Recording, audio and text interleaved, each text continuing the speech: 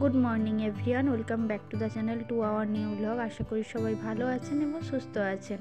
মাঝখানে বেশ অনেকটাই সময় অতিবাহিত হয়ে গেছে, কিন্তু আপনাদের সামনে কোনো রকম ভিডিও আমি উপস্থাপন করতে পারিনি, তার জন্য আমি বিশেষভাবে দুঃখিত। আজ 23 জানুয়ারি, বৃহস্পতিবার।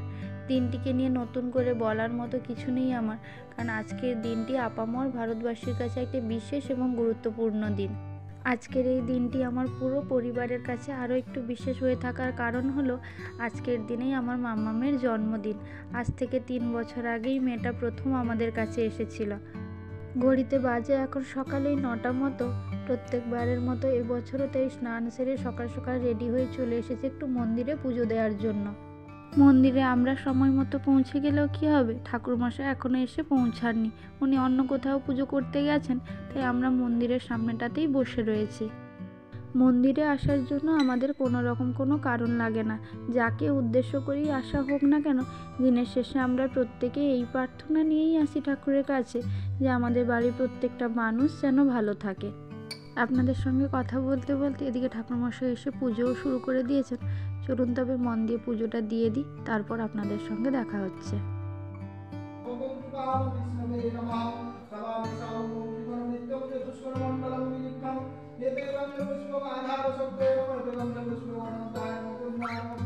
এখন ঘড়িতে বাজে প্রায় 11টার মতো।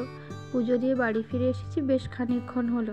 এসে আর চেঞ্জ করা হয়নি, এখন চেঞ্জ করে যাব মামামের জন্য পায়েস বানাতে। বিকেলবেলাতেই দিদিদের বাড়িতে যাব, তার আগে আপনাদের সঙ্গে ভাবলাম কয়েকটা জিনিস শেয়ার করি। আজকের জন্মদিন উপলক্ষে মামামের জন্য কি কি কিনেছি সেটাই এখন আপনাদেরকে দেখাতে যাচ্ছি। মামামের জন্য নিয়েছি এই সুন্দর ব্যাগটা। ওর তো 3 বছর হয়ে গেল। এই বছরই সরস্বতী পুজোতে ওর হাতে খড়ি দেওয়া হবে, সেই কথা মাথায় রেখে ওর জন্যই ব্যাগটা নেওয়া। আর এই আইশ্যাডো প্যালেটটা নেওয়া হয়েছে পুপুর জন্য।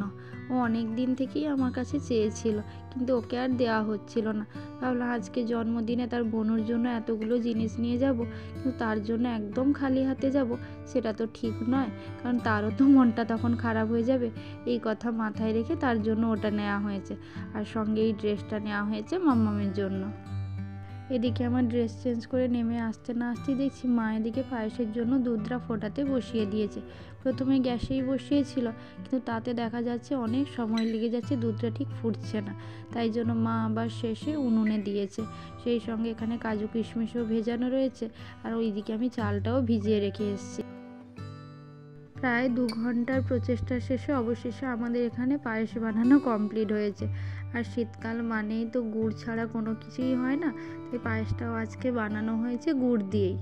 কাজ করতে করতে খেয়ালই হয়নি কখন বেলাটা গড়িয়ে গেছে, প্রায় 1:30টার বেশি হয়ে গেছে। এবারে চলুন দুপুরে লাঞ্চটা সেরে ফেলি। কতদিন বাদে আজ আমি দুধ দিয়ে ভাত খাবো তা আমার ঠিক মনে পড়ছে না।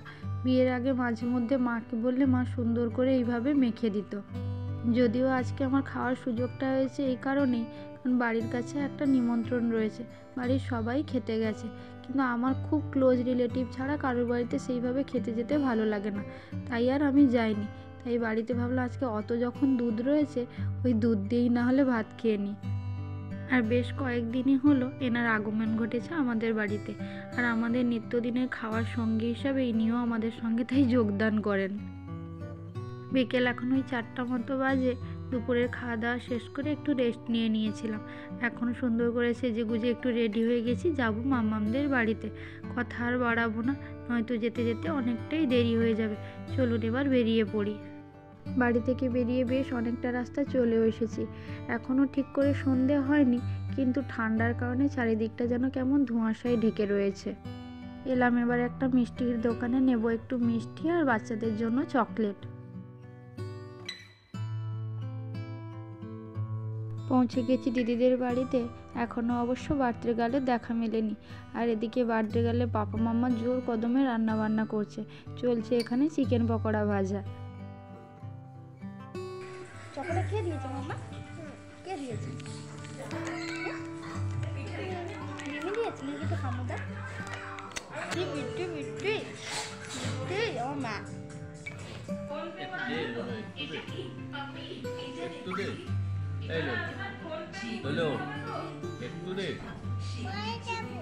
পরে তো শেষ হয়ে গেল, আবার পরে কখন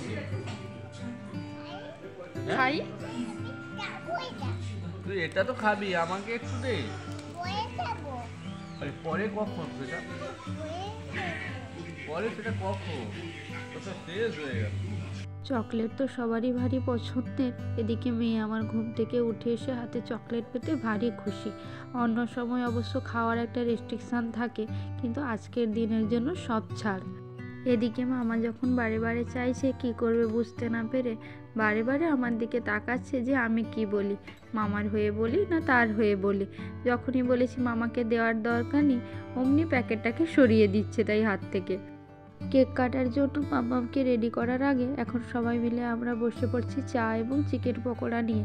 সেই সঙ্গে চলছে বাচ্চাদের নাচ। কি নেবে?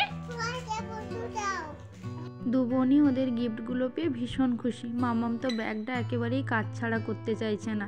সেই সঙ্গে আমার কাছে বলতে এসেছিল ওর একটা জলের বোতলও চাই। ড্রেসটা যেমন সুন্দর তার চেয়েও বেশি সুন্দর লাগছে আমার মামামকে। দিদিভাই খুব সুন্দর করে ওকে রেডি করিয়ে দিয়েছে, পুরো একদম যেন লিটল প্রিন্সেস। আমি শুধু ওকে বলেছিলাম মামাম একটু ঘুরতো, আমি সুন্দর করে একটা ভিডিও বানাবো। তাই একবার ঘুরতে বলতে কতবার যে ঘুরে গেল তার ঠিক নেই। এইটুকু পুচকে শরীর, তার উপরে এত বড় জামা।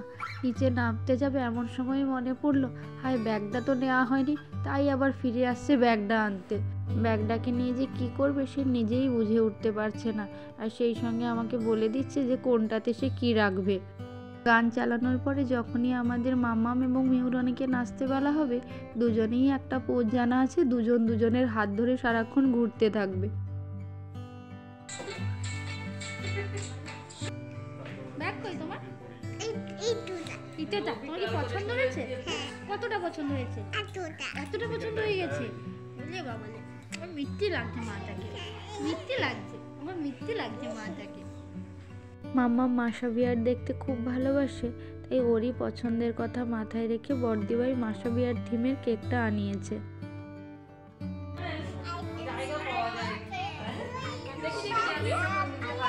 মেয়ে আমার কেক কাটার জন্য এতটাই উৎসাহী যে একাই গান করে তাই কেকটা কেটে নিচ্ছে। বাড়ির সবাই মিলে ওকে আশীর্বাদ করবে। সেই সঙ্গে আমি সকালে যে পুজো দিয়েছিলাম সেই পুজোর ফুল ওর মাথায় একটু ছুঁয়ে দিলাম, সঙ্গে একটু ঠাকুরের ভোগও খাইয়ে দিলাম।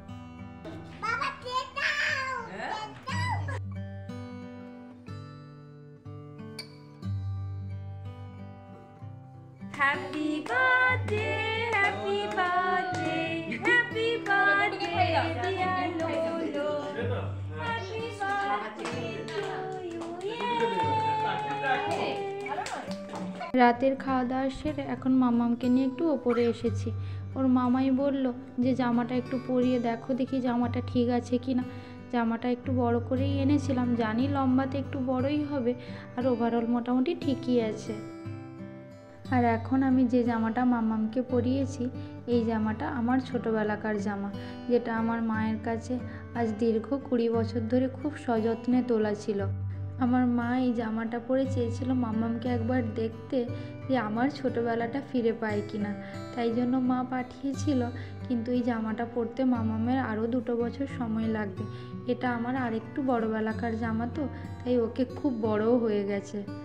চলুন তবে আজকের মতো ব্লগটা তাহলে এখানেই শেষ করছি। যদি ব্লগটা ভালো লেগে থাকে তাহলে অবশ্যই like, comment, share and subscribe করে দেবেন। দেখা হবে খুব শিগগিরই নতুন কোনো ব্লগের সঙ্গে। ততক্ষণ সবাই ভালো থাকবেন। টাটা করে দাও।